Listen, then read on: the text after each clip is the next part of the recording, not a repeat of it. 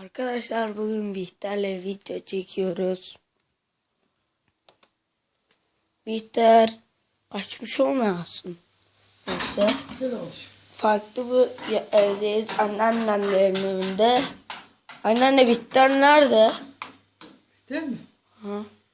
Ben çocukların yanına gitti herhalde. Onun çocukların... Ay ödüm koptu. Bihter gel buraya Bihter. Video çekeceğiz. Gel bakayım Bihter. Gel. Gel.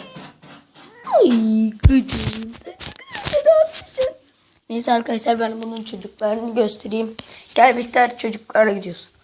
Tamam gel kahvaltı yap da oraya gel.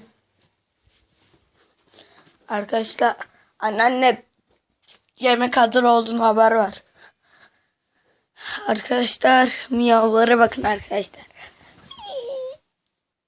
Çok tatlılar. 4 kardeşler. Hepsi birbirlerine. Yo. Arkadaşlar en tatlısı. Bakın. Şu ile şu. Şunu koy. Ha.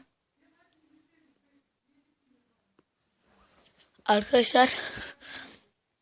Videoyu durduralım. Ben tam buradan devam edelim. Arkadaşlar devam ediyorum. Ne kadar tatlısınız siz. Aha anne kedi de geldi. Bakın. Yavrular burada. Anne burada. Anne hemen annesi. Biz de bu yavrularla biraz çekeceğiz. Arkadaşlar sonraki bölümde hoşça kalın.